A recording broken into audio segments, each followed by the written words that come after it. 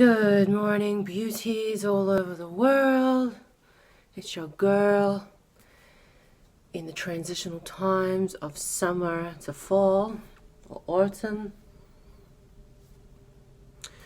Greetings, beauties all over the world. It's your girl coming to you in the transitional period of summer, moving into fall or autumn, I should say, in this country. So, yeah, wow, what a time. It's been very weird, energetically speaking. Like, there was so much rain. I've never seen so much rain here, where I live. That has been in the last couple of weeks. We had like 65 millimeters, which is, how much is that in inches? I think it's over 2 inches in like 24 hours. And I was in the city, my main capital city, which is Adelaide. And I left that morning and the creeks were down, and I'm like, oh, I think I can cross it. It wasn't that high then. It was only maybe, I don't know, like 40 centimeters. Well, when I got back that night at 4 o'clock in the afternoon, my God, those creeks. I think the picture is still up on my Instagram, or I may have posted on my community tab in YouTube, the picture of the creeks. Oh my gosh, it was like well over a meter, and it doesn't look like it, but this is such a sharp descending creek. And my neighbor, Uncle Chop Chop, pulls up. When I'm there, I'm actually contemplating going over. I think, can I do it? Well, my car's heavy enough. Is it going to make my car drift? Oh, how fast is the water going? I'm like, is it going fast enough to push my car? Oh, it's all these things I'm trying to work out, because I've grown up in the desert and we've had flash flooding before, and I'm no stranger to going through, creeks that are running. And, I've been taught how to go through these and whatever. But so Uncle Chop Chop pulls up in his little ute with his friend, and they were going to get some beer from the local pub. And he's like, how about I go first, and then we'll see how I go, and if I get through, then you can follow after me. I'm like, righto, let's do it. So anyway, I'm watching him go through this creek, and I'm seeing the back tail of his car just starting to move down off the road and going in the creek, and he is just flogging this car. He is revving it so hard. You can see steam coming out of the front of his bonnet, and he is just going so hard against this rip, like in this creek. And I'm just like, holy shit, he's gonna drift. He's gonna end up drifting down the creek. Well, he wouldn't have drifted, but his car would have hit up against these 2 big gums, and he would have been stuck there. And it would have pretty much fucked the car. Anyway, he narrowly got through, and he gets out and he's like, no, don't come through. And I'm like, are you kidding me? I just saw that. There's no way I'm fucking coming through this creek. Oh my gosh. So I'm trying to work out what to do, because I'm tired. I didn't sleep the night before because of the massive thunderstorms. We had no power. My chooks were here by themselves for the whole day, and I had to put them to bed. I'm thinking, oh my God, I can't even get home to put them to bed. So I ended up going into another town, and I sat it out until like midnight. And by that time, the creeks were, they were still flowing, but only a tiny bit. Nothing crazy. And so yeah, now the ground, everything is growing again. Obviously, being summer, things are just sprouting out. It's green. It's so weird. It's so weird to have a greenage tinge on everything on the summertime. And it's beautiful. It's crazy, but it's weird. It's weird at the weather. And like up in the desert, they got like 85 mils in that same, actually in a shorter time frame than what we got here. So, I mean, and the creaks there were just monsters. They were scary, really scary. A car got stuck, and obviously, I think the guy had to get rescued out of his car. He was a tourist, so obviously someone that's not very familiar with, creeks when they come down like that. Anyway, it's been a busy time, very busy. I've been very busy actually with doing a lot of spell work this last month. And, I really feel the pull to really focusing on that spellcraft work and, really, offering some new types of spells. I have my main spells that are very effective and they work very well. And I feel obviously very confident with those, but I'm wanting just to offer other things. Like, I just feel the real pull to focus on alchemy right now. So yeah, I'm not sure where it's coming from, but obviously me being intuitive, I follow through on that. And I don't know, it just seems a time where manifestation is just so easy to get if you can work on that energy, if you can really understand that energy around. Manifestation is unbelievable.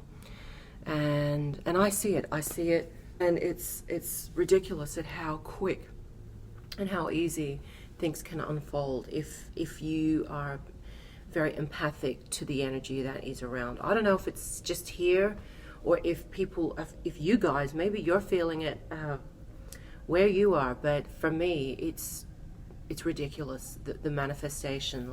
And it may even only be in the small things. Like, for example, I've never seen it happen before, but to have 2 butterflies to be on my inside altar, inside my house, it's so symbolic. It's so symbolic to me. And I just said right then to my guides and spirit, what is this? Why are you showing me this? What is the meaning of this? And for me, the biggest word just came as transition, big transition. But fortuitous transition, it felt good. It was very good. But to have 2 butterflies coming in, within the same week on my altar, that just doesn't happen. Ever. It's never happened. Ever. My house is shut up, and that to me was just ridiculous. Because the first one was still alive, and it was at the window. Oh, sorry. So it was on my altar alive. I took it back outside and let it go. And then, a few days later, here it is again. Another one is there, but this time dead. And I'm just like, what is this? What does this mean? It was just so weird. So a lot of energetic things going on right now, and I just feel the pull to focus on spellcraft. It's so strong right now. It's unbelievable, more than anything else. Now, I think Tracy has asked on my last Patreon, she was asking me about my music and the process, about what I go through to make music. And Tracy, I have been making music for years and years and years and years, and I have invested in that equipment for a long time. So it's not like I've just got a software on a computer and just start making music. I use a couple of programs, like computer programs, but for the most part I am tabbing in the piano or the synthesizer, the sounds. Obviously with my flute music, I am playing that. Obviously with synthesizers you can get certain flute sounds and things, but it's nowhere near as good and as real and as authentic as a real, an Arabic ney. Call it, at least I call them neys instead of flutes, but you can't compare that sound of a real flute being played as opposed to a synthetic sound. I mean, it's so obvious, and it's just it just kind of defeats the purpose, I think. So I've always loved playing the ney, and it's just so raw, and you hear the breath being taken in, and you just feel it. You feel it, don't you? So I've been making music for a long time. I have a history in singing, and you know, your girl is a bag of tricks. And actually, when I was 18, I won a national singing competition years and years and years and years ago. Feels like an age ago.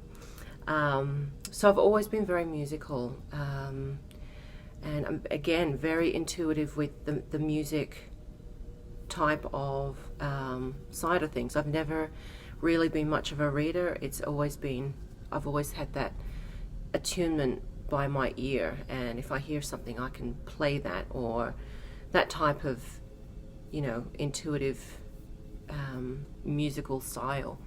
And I would say I probably should have stuck with my musical theory side of things to really write music. I used to be able to write music, but I've completely forgotten. I did it at year 12 at school. But now, yeah, it's just very intuitive. And so I've been doing it for a long time. And so I have different equipment to make that. But for the most part, it's, you know, that's kind of years experience. And I mean, these days anyone can be a musician. You can basically go online, get the software, and just make a song. Like, it's so easy with computers these days, with all these loops and instruments. I mean, it's just it's at your fingertips. So yeah, that's kind of how I've made my music. It's always been very organic, very intuitive, and I really don't have the top of the range equipment or software at all. I used to, but I found that the cheaper stuff was just as effective and easier to work than the more expensive stuff. So you can pretty much do anything these days. So anyway, I hope that helps you with that. Gee, I'm trying to think what else has been going on. Oh, of course, my study's been a huge thing this last couple of months. Look at this thing right here. This is one of my curtains that I've just rolled up. My study has been a huge thing this year. Yes, this year and late last year, and now I'm fully moving into my degree. And I guess it really kind of melts into the theme that I've chosen to explore in this life, and that would be of teaching, of being of service. And, you know, no matter how much I would always be adamant saying, you know, my earlier years saying, I'm not a teacher, the information I would just share it. You know, in many ways it is teaching, it is sharing, it is helping. And to be a school teacher at this point of my life, it feels like a comfortable thing at this moment, because I come with life experience. I don't just go into a classroom and read something off a book. Like, I understand kids, young teenagers and things. You know, I've been around the block. Your girl has been around the world, you know, and I've been in difficult life situations, and I've made it work. And I think the biggest thing I want to drive home for kids, especially these young teenagers and that generation, because that's what I'll be teaching is secondary biology, is that they can be anything, and they don't have to follow the system, and they don't have to do, you know, what they're told to do, or what is right, or what is politically correct. I would strongly encourage students to just live by their heart and don't rush into anything, and let themselves breathe, because so many kids feel pressured that they have to be something or do something and be a success. What the fuck does that mean, being a success? You could be successful just waking up in the morning and living and walking and breathing normally. You know, that is a success. When you see someone standing next to you, maybe your neighbor is stuck in a wheelchair that hasn't been able to walk for, you know, the last 5 years of their life. Like, success is such a word that is, it can be so misleading and so misconstrusive, and And I just think the biggest thing kids should have is not having that pressure to be something, and to follow their hearts, do what it is that they love. So as a school teacher, I would encourage those young impressionable kids to basically just do whatever the hell they want. You know, it could be all taken away from us so soon, so quickly. And I would encourage them just to live intuitively, because when you live that way, you can't do anything wrong. You know, you can't, you know, if you feel like you're going into something because of money or prestige or title or, you know, whatever, like, and it doesn't fulfill you, you're never going to be happy. And life is a blink of an eye on this planet. We're here from average, what? Most of us between 60 to 80 years. We don't live like our star ancestors for hundreds of thousands of years or even hundreds of years like they used to live on this planet. We're here for a fraction of a second, and we have to make it count.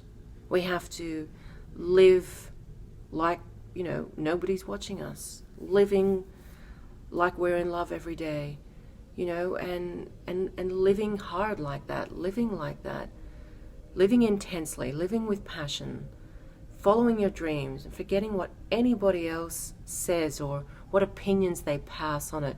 Who gives a damn? Who cares what other people think? People are so hung up on culture and historical paths and traditions and religion.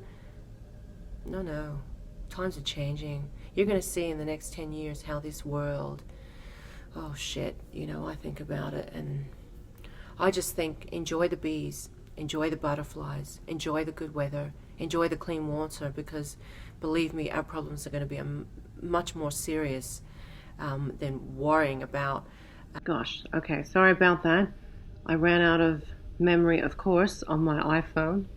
I literally can only get through, you know, a few minutes and it just runs out of memory. Story of my life. Anyway, as I was saying, it's important that, like you're going to see now, how I'm saying enjoy the bees, enjoy the insects, enjoy wildlife, because I feel like, you know, in 50 years time, a lot of things that are around now, they're not going to be here anymore. And that is how I feel about it. I don't want our timeline to go that way, but, you know, introducing something like 5G into our atmosphere, it's going to change. It's just going to change a lot of things. I feel that, and I don't even know much about it. But not just 5G, but there is a lot of things that I'm definitely concerned about. Things like I said, clean water, seeing wildlife around, and insects. When you start not seeing ants, insects, butterflies, bees, you can't see them anymore, you should be worried. You should be worried. And that's concerning me. So this is why I'm saying not to sweat on the small things, like worrying about who thinks what of you, or you know, where are you going to go. I say just enjoy the moment. Enjoy the moment. Sorry, that is a mosquito trying to eat my face right now.